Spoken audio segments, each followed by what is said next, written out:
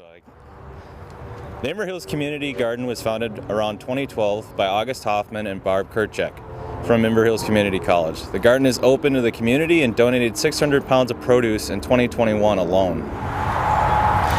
So I'm here with Ben Dvorak, who's the head of the community garden here at Inver Hills. And we're here, we're going to ask him a few questions. So just starting off, how did the community garden come to be? So it started about, like you said, about 2012, and it was originally it was a joint thing with Metro State and at Inver Hills, and it was August Hoffman and Barb Kurchek, and they were both psychology professors, and they wanted to start a garden where people, it's kind of, everyone kind of knows it, and I think by now it's proven that gardening helps people's attitude and mental health and all that stuff. So they wanted to start a garden, and then secondary kind of to all that would be we would grow fresh food for food shelves, for the student body, that kind of thing. And it started in 2012, and right around then they built an apple orchard as well, and that's behind us. And so that gives a lot of food as well, and that's kind of a low input. We get lots of apples every year, and so it just kind of started there, and every year it's kind of grown, and we've donated more and more every year, so it's been great. Okay. Second question here is, obviously with the name like community garden, you want the community to be involved, but can you just go over how much involvement does the community get involved with, I guess, with the garden, and would more interaction be beneficial, and what is what does community involvement in the garden look like? We have a lot of community involvement. We've got 38 plots where people can rent them, and the majority of them are by community members, people that live in the area, and it's kind of aimed at people that have townhomes or live in apartments where they don't have a yard to grow their own produce. So we have a lot of community members that come up here, and we also have different volunteer days. Last year we had a bunch, every month we had a lunch and legumes event where people came out and did different chores and everything, and that was mostly community members as well. And then we've also been working with the Dakota County Master Gardeners, and they obviously none of them are they're adults, so none of them are going to school here, and they've brought in lots of community members as well. So it's been great. It's definitely an eclectic group of people that come up and use the garden. What would you say happens to most of the food that gets produced here? So the majority of it gets donated. Up in here, we donate everything to the Inver Hills food shelf, which has been great since that's open, because we can just literally bring it across the college and then it goes right to the students. We've also brought things to numerous food shelves around the metro. And then the plots where, like I said, community members have them, they keep their own stuff and they can donate if they want, but most of them bring it home. And then a small portion goes to the wildlife that is running around, deer and rabbits. We try to keep that to a minimum, but they naturally steal some, but that's okay. What are some common misconceptions about soil care for gardening? Are there bad practices that you see frequently that you would like to change, or?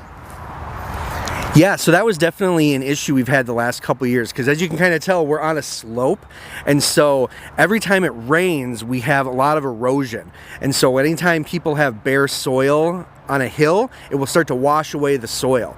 And tilling can really kind of exacerbate that, and so a lot of people think every year you got to till your garden and just annihilate the soil. And so we've definitely tried to teach people that you don't have to do that. You can just cover it up. We've probably gotten like 5 dump trucks full of mulch that we put around the garden, and dozens of cubic yards of compost we put on things. So that's definitely helped the soil, and it does way more good than rototilling or ripping everything out every year, that sort of thing. So yeah, it's definitely it takes a while to get it back to where it should be, but it definitely is improving. So yeah.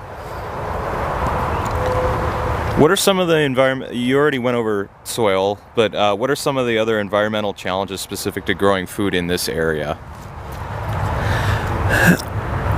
Well, we're in the suburbs. I guess you would consider Cottage Grove the suburbs, and there's not a lot of food that people eat grown around here. You know, we have a lot of houses, and then you go further south from here, it's pretty much all commercial agriculture with monocultures of corn and soybeans pretty much as far as you can see.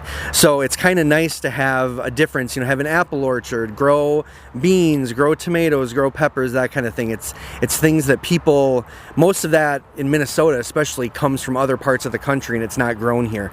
So it's kind of fun to show people what, you know, like we've grown okra, and not many people know what an okra plant looks like. So it's kind of been fun to grow things that normally would never be grown around the Inver Grove Heights, Cottage Grove area, that sort of thing. So yeah, it's kind of been fun that way.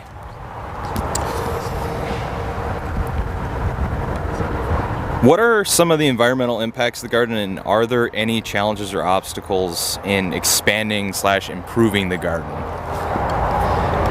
I would think the garden is a pro environment, as we kind of leave things how they're supposed to be.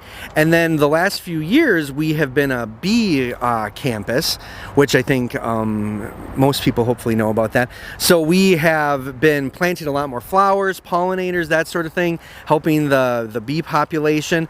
And I think that definitely, you know, it sounds funny that you wouldn't think you'd want a lot of bugs everywhere, but we've definitely had more bugs and different critters running around in the garden since we started not tilling and planting more flowers and things that, you know, wouldn't necessarily, they're not in a traditional agriculture garden. So that sort of thing has definitely helped. And then the Unity Trail, we're kind of sprucing up the other grounds around campus, because 95% of the woods around here is buckthorn. So it's been good to rip that out and plant other things that are supposed to be here and not invasive. So that's definitely been beneficial.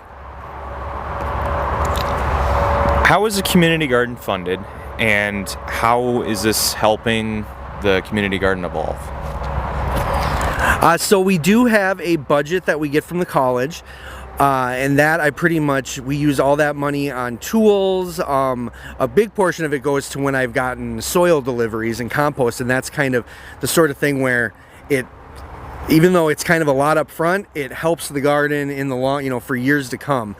So we've got a budget through the college, and then we do take donations. We've had different people, you know, people will, they'll donate fences and different tools, that sort of thing, if they don't want them anymore. And then we do the community members, it's $15 to have a community garden plot. And so that money goes back into the college, and then it goes into our budget and everything. So it's not too expensive to have a garden plot, but you know, it kind of goes back to you and all the water we use and the mulch and that sort of thing. So